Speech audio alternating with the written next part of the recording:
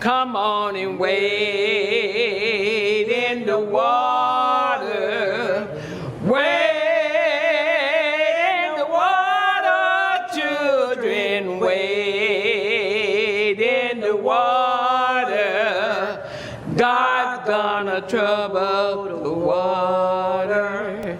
I stepped in the water, and the water was cold. God's gonna trouble the water. It chilled this old body, but it didn't harm my soul. God's gonna trouble the water. Come on and wade in the water. Wade in the water, children. Who are these strangers standing on a bridge in odd costumes? Where are they going? What will they find? They call themselves Mississippi June bugs. What is a Mississippi June bug? If you don't believe I've been redeemed, God's gonna trouble the water. Follow me down to that Jordan stream. God's gonna trouble. The definition of what a June bug is still being written. It's a work in progress, because the people that call themselves June bugs they may be seen to the public as a lawyer or a judge or a physician, a writer, a college professor, a ne'er-do-well, a planter, a business owner. And I think if you think of yourself as a June bug, then that's enough to be one. Judge Mills, in putting together the June Bug Society, is endeavoring to elevate the erudition of Mississippians, and ideally everyone involved should be doing a research project and learning about the subject, because it's a rare opportunity to say we're going to study what it means to be a Mississippian and what inhabiting what Faulkner would have called this postage stamp of soil means. Well, they're interesting people. I mean, there's something to be interested in. Why I am a member of the June Bug Society is a mystery to me, because you've talked to them and you've interviewed people today, so you know these are really talented writers and thinkers and musicians, and I really was thinking about, so why did they ask me? And I was reading something this morning before I got a car to come down here, and it was about June bugs, and it said a June bug has 2 sets of wings and it still can't fly very well.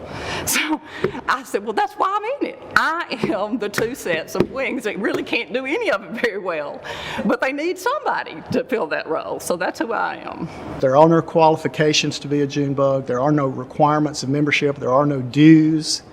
It's a group of like-minded people who like to interact and talk about and write about history and literature and music in a fresh way, in a challenging way that intrigues others and encourages this back and forth discourse, and just contemplates the power and the glory of life. In 2019, the Mississippi June bugs flew and drove and rode trains to Boston, Massachusetts to locate a plaque memorializing Quentin Compson, a young Mississippian from William Faulkner's Sound and the Fury and Absalom, who went to Harvard and jumped off the Charles River Bridge, taking his own life on June the 2nd, 1910. Some of the June bugs rode the train following the same route Quentin took to Boston. Many would be surprised at what they would learn. And I'm here with a group of my friends from Mississippi. We call ourselves the Mississippi June bugs. We're out celebrating the fiction of William Faulkner. We're trying to determine the difference between truth and fact, and we hope to meet some fine folks from the Boston community who are going to be here to join us tonight.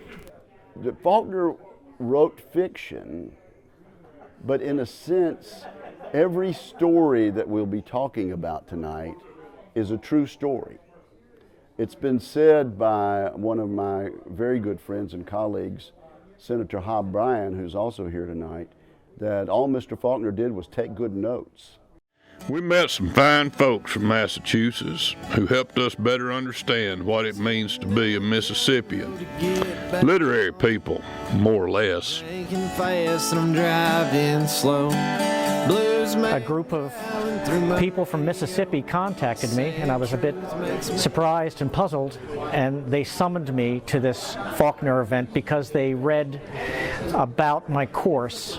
For years I've been sending students, Harvard students, to the Lars Anderson Bridge. Of course, I don't tell them that's where they're going, to find a plaque in honor of a man who never lived, who committed suicide. And this effort that we're engaged in now is really in memory of the idea that Faulkner created, the person that is real and yet is not real, but it's about him, it's about that idea and not any plaque. The plaque is nice, it's been fun to go look for it, to talk about it, to read about it, but the primary function we have here tonight and in this occasion is the more serious one. We presented our papers at a formal dinner at the Commander Hotel, where we pondered the meaning of life as Americans and as Southerners, and other matters. Faulkner has said that he discovered, quote, his own little postage stamp of native soil was worth writing about, and that he would never live long enough to exhaust it. And yet his commitment to the landscape, culture, and community of his Mississippi locality does not confine his influence. His work reaches beyond the borders of state, region, and nation, connecting with people on a deeper level. Faulkner had the ability, in his own words from his Nobel Prize speech, to, quote, create out of the materials of the human spirit something which did not exist before.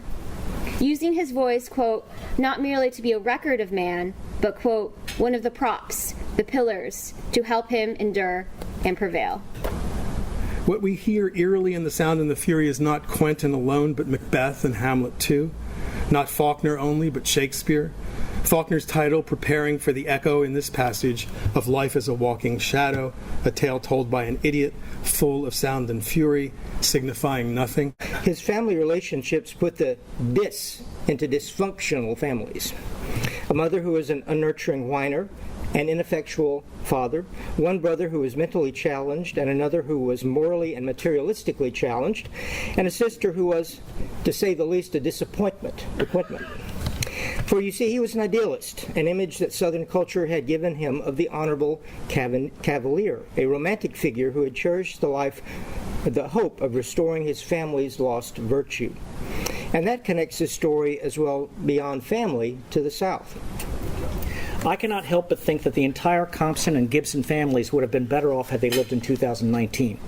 Sure, Jason would likely be in federal prison, but Benji would have been diagnosed with autism spectrum disorder and would certainly never have been castrated. Mr. Compson might have been sent to rehab. Good luck to them. Caddy, who aspired after roles reserved for men only in her day, would be a general instead of a cynosure. Dilsey, whom Faulkner humanized but patronized as a mammy savior, might be in 2019 a U.S. senator or even a federal judge. There you go. Certainly, no less a beneficiary of time travel to the present would be Quentin, who might have, with help from his peers, saved himself. There is a danger, I think, in romanticizing Quentin as the implosion of a Southern gentleman, rather than as a freshman suffering from depression and distorted thinking that associates with that. Oxford, Mississippi, January 31st, 1941. Dear Will, I am not going to sign these checks any more than I ever signed the checks and notes you have filled out and sent to me in the past. Attached is my own check for 10. I will send more on the account when I can. I make no promises as to when that will be. I tried to explain to you about $1,600 additional 1937 income tax, which I was trying to pay 2 years after my Hollywood income had ceased, and when for 2 years my income had been reduced about 95%. But naturally, I did not expect you to listen to it much, since J.E. Nelson can't no more be interested in William Faulkner's hard luck stories than William Faulkner can be interested in J.E. Nelson's. But that's the situation.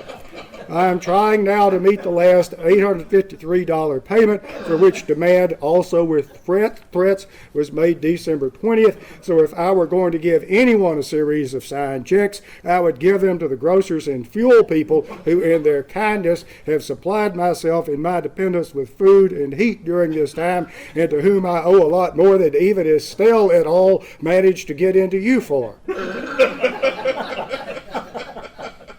Man, that's a long paragraph. If this don't suit you, the only alternative I can think of is, in the old Miltonic phrase, sue and be damned. If you decide on that step, be assured that I shall do my best to see that the people who have fed me and my family will get protected, and after Uncle Sam gets through with his meat cutting, J.E. Nelson can have what is left. You may even get an autographed book. That will be worth a damn sight more than my autograph on a check dated 10 months from now. William Faulkner. Tomorrow I will note, as I have for some years now, the anniversary of another prominent and tragic suicide, which has already been alluded to tonight. Another senseless loss, which, along with our subject here tonight, deserves consideration by students of Southern Gothic writing. For it was on the 3rd of June, another sleepy, dusty Delta day, that Billy Joe McAllister plunged to his death into the muddy water of the Tallahatchie River, leaving his community and one family in particular with agonizing questions. After we had our dinner and refreshments, we headed for the Charles River to remember Quentin Compson and to read some of the Sound and the Fury and Absalom, Absalom. We threw flowers in the river in memory of Quentin Compson and others we have lost to suicide. The trouble of the water, you know God gonna trouble the water. We had come to Boston seeking knowledge. Who are we? Why are we here? Where are we going next? The homeland beckons.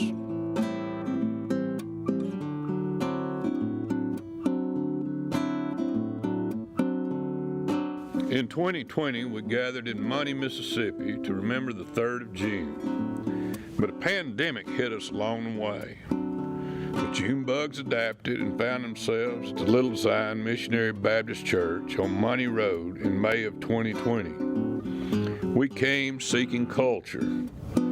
We found something even more meaningful.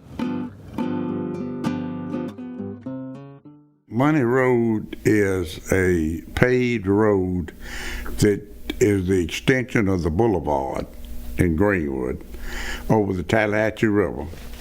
And it's 10 miles of paved road, and it's a little town of Money, Mississippi. All the heart, all the pain, all the hopes from America can be found in Money Road. You start at Money, Mississippi with Emmett Till and the tragedy of his death, his kidnapping and being killed, the injustice of it all. You come toward Little Zion Baptist Church, Missionary Baptist Church, where we are right now. And as you come this way, you're coming down Money Road,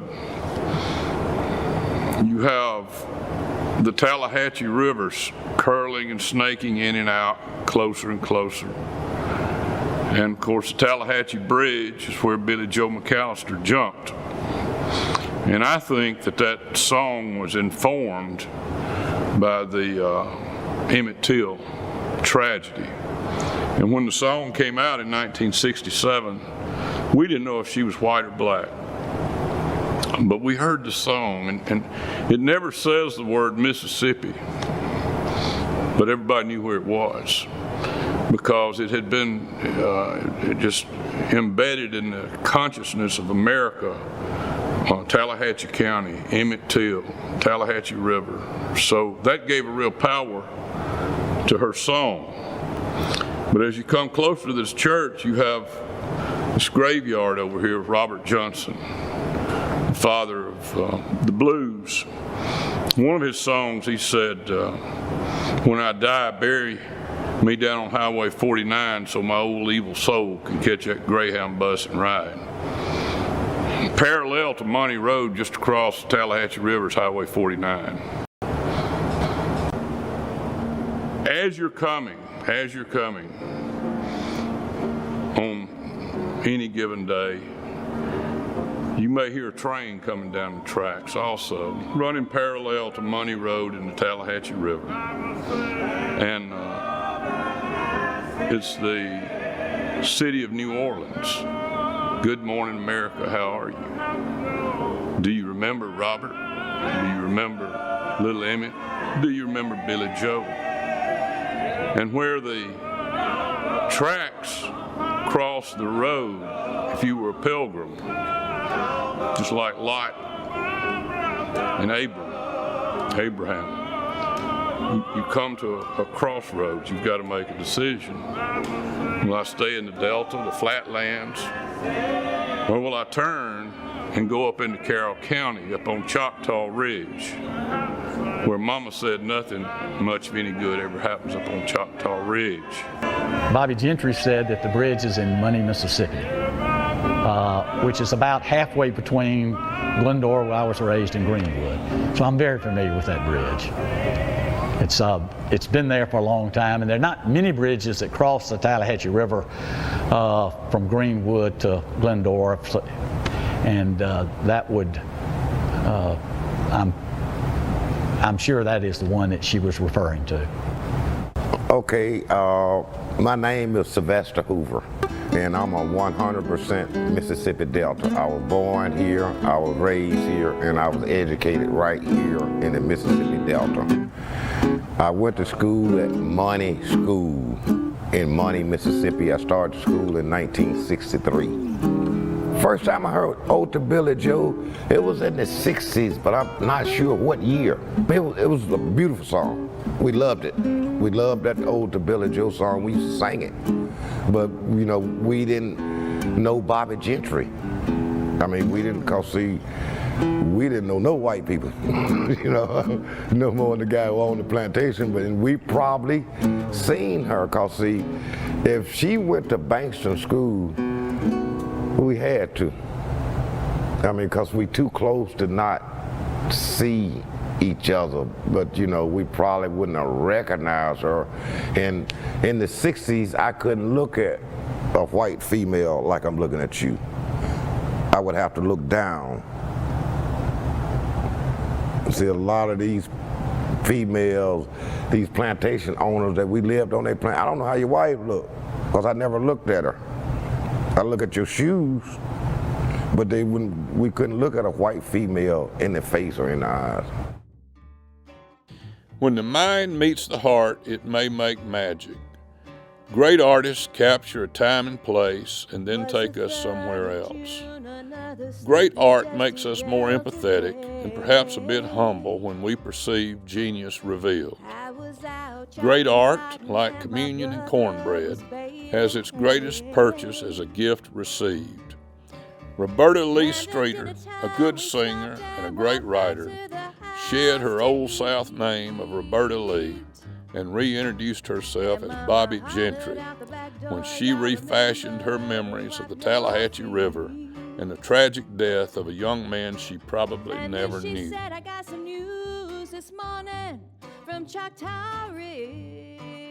It started off with a date associated with it. You know, you can't beat that. It kind of catches your ear when you first hear it.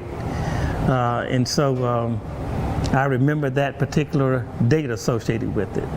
It has resonated with me for, almost a little over 50 years. I was 15 when the song came out, And I was very young, 15, small, and I remember it was a little unsettling.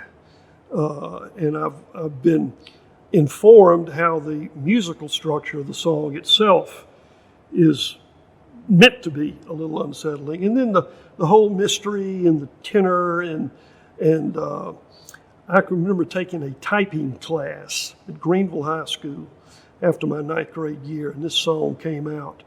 And it was hot in there, and somebody'd have a radio and you'd hear it, and you just understood it in your bones, being from this part of the world that she came from. But again, the discomforting quality of it, the mystery quality of it, was really part of the journey during which one loses one's sort of youthful innocence, if you will. It just began to suggest things were a little more complex than maybe one might think as a 10 or 12-year-old kid. And I just began to have a sense that things were not quite maybe as simple or meant to be as simple and happy as we might like to think they should be as a child. And so that was part of my experience in 1967 with it. Well, I think that, it was a disruption song. The whole process of popular music is that there's some song that comes out that sounds like a new direction, something fresh, typically knitting together some different styles that in a way that hasn't been done before. And it breaks through when music has become somewhat formulaic. Not all the music people are making, but the actual what you hear on the radio and what makes it through gatekeepers. So it just didn't sound like anything else on the radio at the time. So it was super unique. And it's a mystery that engaged people. You had to really listen to the narrative, and all around the country, just even from reading contemporaneous coverage at the time, people were really intrigued by the mystery at the center of the song, which is, of course, what was thrown off the bridge and why did Billie Joe McAllister jump off the Tallahatchie Bridge. Ode to Billie Joe was #1 for 4 weeks. Reading a biography of Alex Chilton last month, I came to understand that what was happening then was the end of what they called the British invasion and getting back to more indigenous American sounds.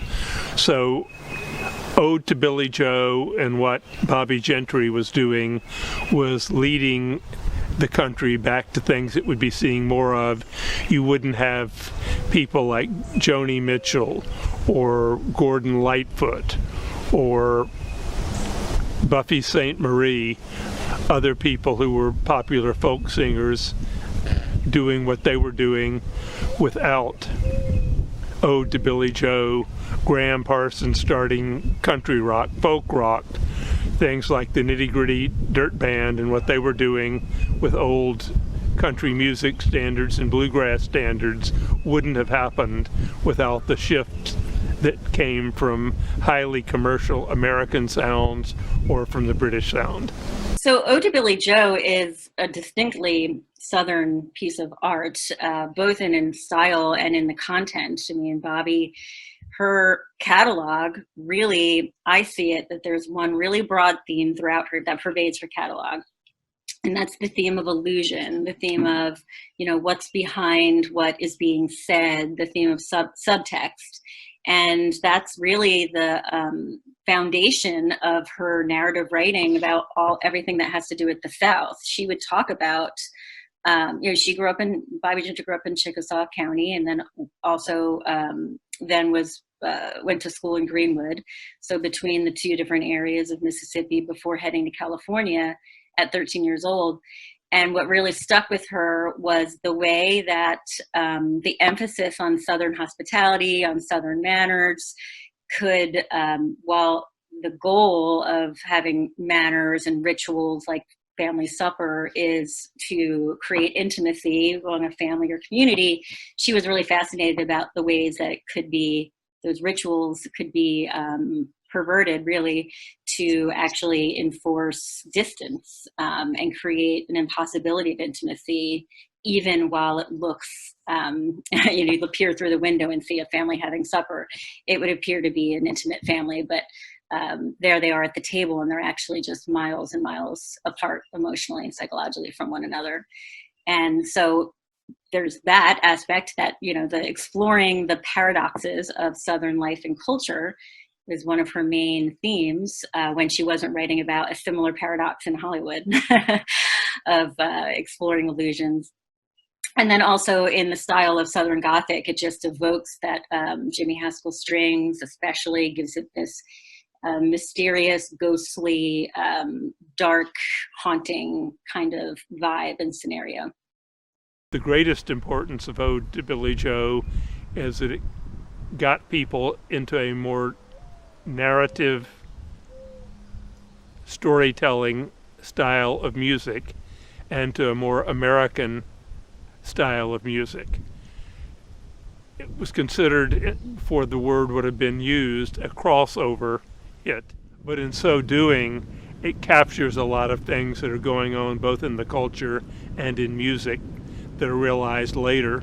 So I suspect that music experts, music historians, musicologists will give it a lot of importance. And then she said, I got some news this morning from Choctaw Ridge. And there's a hint of evil in the song when Mama talks about Choctaw Ridge.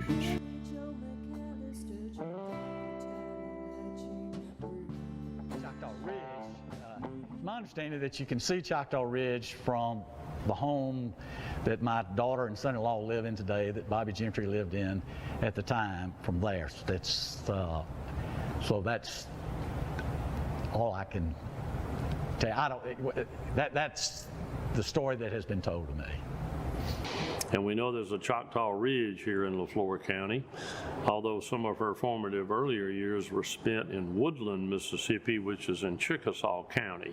But those were her early first 5 or 6 years. So she drew largely on her Southern influences, mostly from the Delta, as it shows up in her songs, her first 2 albums, one Ode to Billie Joe and the next one Delta Suite. And she just surrounds herself with enigma like that. And then, of course, Ode to Billie Joe, with all of its mystery involved and the way that the song kind of leads you through the thought process, is classic Southern Gothic. So that song was always part of my kids growing up, and I always found it to be fascinating. I mean, there's Delta Dawn is a compelling song, Harper Valley PTA. Those are like the 3, I think, feminist empowerment songs from the 60s that deal with the South and the culture. I'd like to meet Bobby Gentry. I understand she's in Germantown. And by gosh, I looked up Harper Lee in Mooresville, Alabama one time, ran her down at the Hardee's at 9 o'clock one morning getting her a biscuit. And I'd been on that mission for about 3 years, so I may go look for Bobby in Germantown or somewhere. Bobby Gentry took life's tragedies and banal experiences and made great art, fashioning her story out of the words and dreams, customs and habits, indeed the worldview of her working class tenant farmer background, black-eyed peas and cornbread, chopping cotton and baling hay, preachers and sawmills. She wedded the soul food and the tragic history and the blue music of rural blacks and whites to give voice to a time, a place, a people. By titling her work an ode, she gave fair notice of its enduring greatness. We see the relationship to this story and to Billie Joe's suicide to the death of Emmett Till in Leflore County. That's putting the song in context.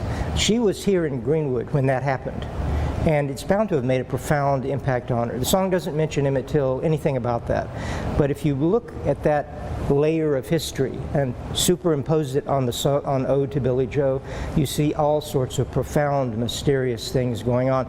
The term Southern Gothic has been used to describe the lyrics, drawing from Faulkner and other Mississippi writers. The Gothic is about a sense of mystery and anxiety and dread, and when you listen to the song, the sound of the music there's an anxiety there. The story is an anxious story. There's a troublesome thing has happened. Someone has committed suicide.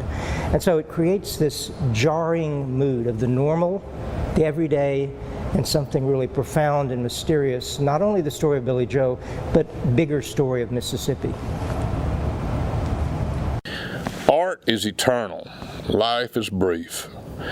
How do we value good art? William Faulkner's art, in his novella Tomorrow, captures the real agony Southerners feel when confronting the Emmett Till tragedy. Let us borrow a quote from William Faulkner. Somewhere in that debased and brutalized flesh which Bookright slew, there still remained, not the spirit maybe, but at least the memory of that little boy, that Jackson and Longstreet Fentry, even though the man the boy had become didn't know it, and only Fentry did. And you wouldn't have freed him either. Don't ever forget that. Never. Memories of other debased and brutalized flesh haunt Mississippi even today. Young Emmett Till lying in an open casket in Chicago. His brutal death in 1955 sparked the civil rights movement, which was in full force in Mississippi in 1967, giving the words Mississippi and Tallahatchie River a powerful resonance in the national consciousness. The Till memories, acknowledged or not, created a mood of foreboding, of unbearable pain, whenever these words were spoken in the national psyche, giving Bobby's song an otherworldly power when we first heard the story of Billy Joe jumping off the Tallahatchie Bridge. Well, there's no evidence that, no clear evidence that Bobby was consciously thinking about the Emmett Till tragedy when she wrote Ode. I think it would be impossible for her to not understand that the resonance in choosing the Tallahatchie Bridge to as the focus of her song. I'm glad to be here in the Little Zion Missionary Baptist Church, a wonderful setting. The grave of Robert Johnson, one of the most famous blues singers, is in the graveyard here. And religion is one of the most important aspects of Mississippi culture and Southern culture. And it's good that we can be here to celebrate that as well. This church was built in 1871, and it was built by field hand laborers, unskilled laborers. And this church has been here 149 years, and it's still standing. And this church has been a big part of our community, big part of the community my whole entire life. This is the only church I ever been to.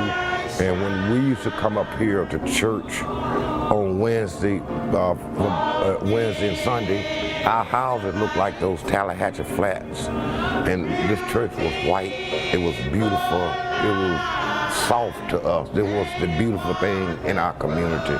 And it was a big part of our community, always been a big part of our community. If you are a black person or African American person and you're here in the Mississippi Delta, everything starts in the Baptist church. I don't care what it is. I don't care if it's Robert Johnson, I don't care if it's civil rights, I don't care what it is. It starts in the Baptist church.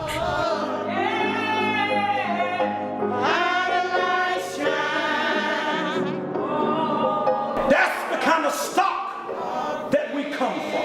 Spread the word, brothers. Spread. Brothers and sisters, even then we were going through storm.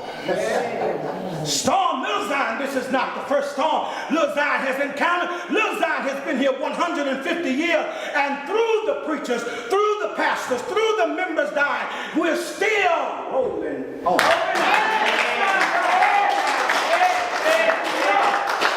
You want to know what storm we went through? I'm glad you asked. We went through so many storms. In fact, I wasn't even here, and the church was going through a storm. When you talking about preacher, there was right back here in the Tallahatchie River, there was a man named, a little boy named, 14-year-old boy named Emmett Till, who was drowned and lynched in this river.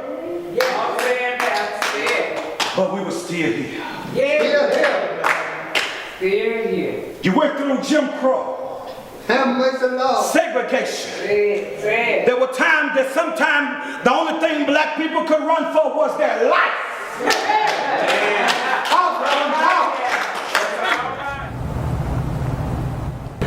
And see, when when, you know, during Jim Crow time and all that time, your preacher of the church always is the yard boy for the boss man. If you the preacher of Little Zion Church, you didn't work in the cotton field with the rest of us. You worked around the boss man house. So the boss man gonna dictate the way the churches ran. When we was really young, you know, they wouldn't let us go into the juke joints because we was really young, and the little cat-a-corner thing they cut on the door, we could look through the door and see who was dancing because the music was booming, booming, booming. It was good music and everybody was around. And me and my brother, we would look through the door, but we couldn't see the person's face because we looking through this little hole. Or we could see these red shoes moving like this, you know, moving like this. I mean, just constantly, you know. And then we come to church on Sunday, we say, oh, that's who, yeah. And she doing the same thing on Sunday. Same thing on Sunday she did on Saturday night. The Delta is cotton. Cotton was gold. Cotton was king, it ruled. And seeing these people that own these plantations, they was, shoot, if you was a white person in the Mississippi Delta in 1967, you was like a king. You didn't have to do anything now. I grew up, I seen it with my own two eyes. I mean, all you have to do is get up. Everybody else gonna do your work for you, you know. And that's the way these people lived, and that's the way I live. And it has changed now, but it's still the same. I'm telling you. I see it, you know, because I lived it, this life. I said, man, you know, I was growing up, you know, I said, man, they're going to change in my lifetime. Not going to happen. And now I see it worse than I ever seen it now.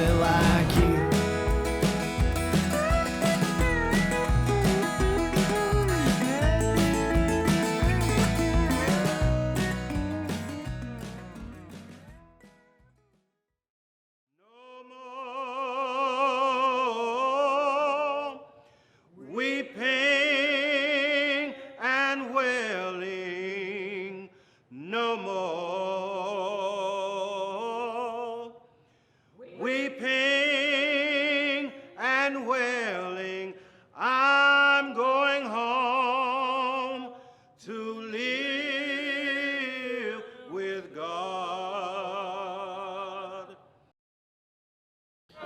Those close to the tragedy know that Emmett Till was kidnapped in the Village of Money after supposedly insulting a white woman in Bryant's Grocery, a stone's throw from the same bridge where Billy Joe jumped. Bobby set the tragedy on June the 3rd, another hot and dusty Delta day. June the 3rd was the old Confederate Memorial Day. It is Jefferson Davis's birthday. And those of us who are close to the tragedy, not just in place and time, but in other ways too, know that if you follow the winding Money Road, you are passing through some of the darkest shadows in the American soul. All the pain in our national psyche walks beside us as we wander along Money Road. We head south from Bryant's Grocery and note the railroad tracks on the east. The Tallahatchie River snakes in and out to our west, sometimes curling nearly to the road, then darting away into darkness.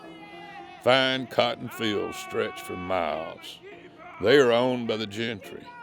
Images of field hands drawing heavy sacks up and down the long rows emerge. Hush, child! A plaintive wail cries in the breeze. What is it? It sounds so far away. We come to Little Zion Missionary Baptist Church. Pause and reflect. A little African-American graveyard is squeezed between the cotton fields and the banks of the Tallahatchie River, its congregation of old headstones staggering like drunks, pointing in all directions, names and dates scratched in rough cement, some broken, some completely fallen over. Sinkholes where unmarked slave graves have collapsed. Don't step in that hole. The wailing is getting louder. Near the bank of the Tallahatchie, we find the bluesman Robert Johnson's grave. His headstone reads, "I know that my Redeemer liveth." His people say he wrote those words shortly before he died. It is late afternoon. The wailing rushes past us, 15 cars and 15 restless riders. It is the city of New Orleans roaring down the tracks. Do any riders remember poor Robert, or Emmett, or Billy Joe? Because you are his child, and he cares, God cares for you.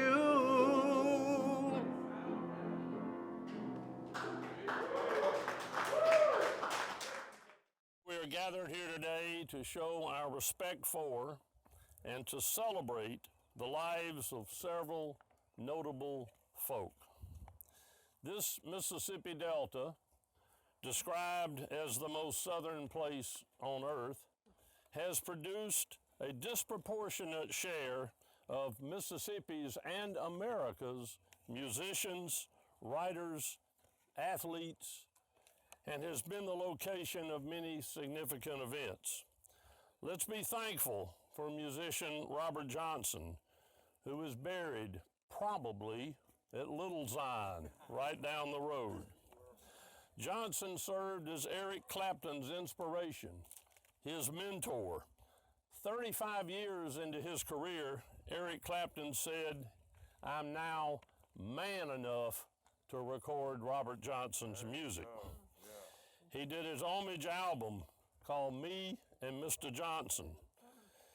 Emmett Till, we remember, as a 14-year-old black boy from Chicago, killed in that summer of 1955, his body dumped in this very river. His brutal death and Rosa Parks' refusal to move to the back of the bus are the two events that galvanized the civil rights movement in America. And as we know from recent events, that mission is not complete. We respect and celebrate the life of Bobby Gentry, who attended North Greenwood Elementary School just a few miles down the road from where we stand.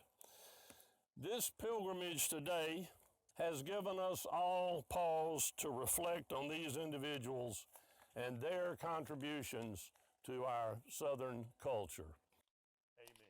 Amen. It was a rough place and a rough time. A time when folks got killed because they had it coming. A place where souls were sold and souls were saved and souls transported. There was a young man named Robert who understood pain and wrote about it and sang about it and experienced his share by the riverside. One day he would be famous. He had a gift, or he was a quick study, or had he made a bargain? Some say he was a genius, the best that ever lived, proclaimed Clapton. The young musician was already in a churchyard grave when the invitation came from Carnegie Hall. Then there was a country store tended by another young married woman, a white woman. There was a teenage Negro boy from up north who had been warned by his mama about that tough place. At age 11, back in sweet home Chicago, he had stood up to a black bully. By 14, he was large for his age, too big for his britches, full of it, full of himself. Maybe he couldn't help himself. Maybe he couldn't imagine pure evil, pure hate.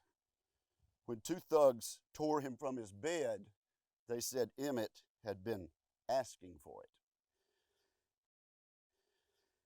The two were put to trial before a jury of white men, but they all stood trial before a jury of millions and before the ultimate judge of all. The two exuded a cynical confidence that was justified by the 12, but not by the millions and not by the ages. Their names, Roy Bryant, J.W. Milam, were rightly hung in every hall of shame and degradation and infamy. Before long, even the local jury of public opinion did what the 12 could not bring themselves to do, finding outrage, meting out bankruptcy and ostracism. $4,000 from Look magazine was their 30 pieces. Who said a man couldn't sell his soul? With the midnight crossroads in their rearview mirror, they had to escape from that place. Roberta Lee was a fancy, raven-haired young woman who also once lived in this place. Her mama and daddy moved off, and for a while she lived with her grandparents in a house with no electricity and no running water. Bobbie Gentry understood the place and the time, and she put that understanding to music. The songs she wrote, like Faulkner's stories before, touch us in a special way because we recognize them. The first song she sang us was a mystery, one that has never been solved, about a teenage suicide after a strange incident on a bridge over Emmett Till's fateful river. We will never figure it out, though we'll keep trying. And then there's the other puzzle. After a while, the singer became a mystery herself, a worldwide star who just vanished. What do genteel, respectful, respectable people do about the mystery of that living legend who brings us together even now? We keep a candle lit in the window. We gather together on a bridge and throw flowers into the muddy water. We breathe a remembrance of those who died too young, of Robert and Emmett and all the Billy Joe McAllisters. We lift a thankful prayer that times and places are not as rough as they once were, and we press on. Something about like being from the South and being from Mississippi is in a lot of ways it's like very tribal. Like you can attach your family to a specific place. Everybody knows everybody. It's very like sort of community based. So I feel like for people who are not from that, place, they're intrigued by it. It's sort of something new for them to sort of learn about and try to understand. Mississippi is an incredible state. There's a lot of people in this state I'd like to choke maybe 3 times. There's some that can't get it, and I don't think ever will get it. But I do think that our people have come a long way. And I do think that my children, who are now between 35 and 43, got it. And they're loving this state and they're appreciating this state, and I've got a lot of faith in the generation coming along. I just wish the millennials would learn to answer their damn phone when it rings. That's the only problem I got. I am a very optimistic person. I look at that glass and I just can't help but to see it as half full, irrespective that others sees it as half empty. I've always thought that Mississippi was in a position to lead the world. Whereas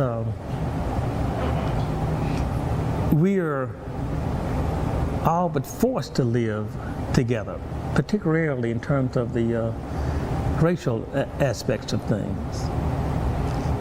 And we can teach the rest of the world how to do that. It means that in the process, we're going to have to go through some rough times. In the process, it's going to seem as if we're just going in the wrong direction. In the process, it's going to seem as if we want to throw our hands up. But I am very optimistic about the future for the for the state, least I would have never returned. Least I would leave the state or would already have left the state. But this is my state. I'm going to claim my portion of it, and I want others to have their portion as well. And it's my hope that we lead the nation in my generation. I'm sure that my forefathers thought the same. And I'm raising my children so that that would happen for them as well. And it would be naive and just absolutely wrong for me to say that we as a state hadn't come a long way. And because we made that progress, I know that we can make other progress as well. And I tell you, it might not be so, but I feel like I know the people of Mississippi.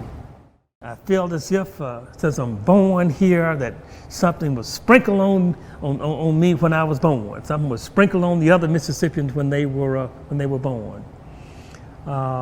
And because of that we're going to mature, to the point, whereas we're going to reverse from being number 50, number 49th in anything. I mean, I just have to believe that, and I just believe it from the bottom of my heart, even in her darkest days, even when the turmoil is so great as to see her almost destroy herself. I'm still going to believe in the state, and it's just a matter of time. I stepped in the water was cold. God's gonna trouble the water. It chilled this old body, but it didn't harm my soul. God's gonna trouble the water. Come on and wade in the water. Good morning, America. How are you? Art is married to reality in Mississippi, as thick as heat and humidity. How do you separate one from the other in this magical state? A land of story follows where the truth is greater than the facts. The city of New Orleans still rolls through Money, Mississippi, but it doesn't stop there anymore. But if you happen to be on that train with the sons of Pullman porters and the sons of engineers and mothers with babes asleep as it rolls through Money, Mississippi, in this land of words and water, and you see a scarlet pope and his flock waving, please remember young Robert, who created his own immortality with his words and guitar, and say a prayer for young Emmett Till, who was lynched and cast into these waters.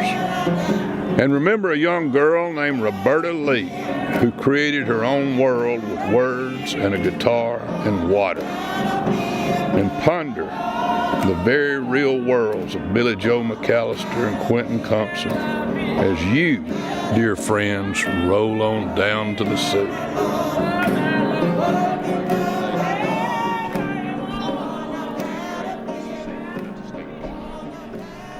Billy Joe McAllister's body was recently retrieved from the muddy waters near Tallahatchie Bridge, where he was last seen on the 3rd of June, 1966. We acknowledge the river you carved in delta dirt that flows near us, with its muddy waters and swift current. The river that entombed our dearly beloved Billy Joe McAllister for lo these 55 years, in desolate wetness and in numbing chill. We remember first Billy Joe McAllister and his family, for his creator Bobby Joe Gentry, for those who remembered with him, his mama, his papa, Brother Taylor, Becky Thompson, his nephews, and his beloved, and Becky Thompson.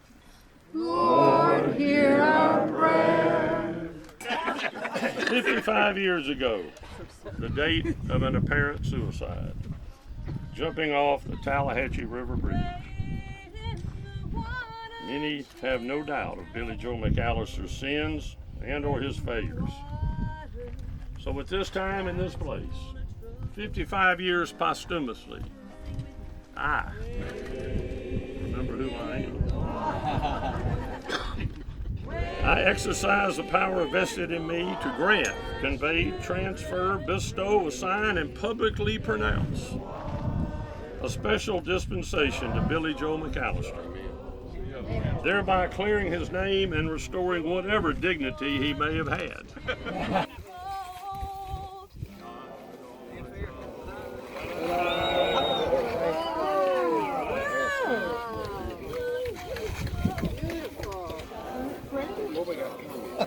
Okay.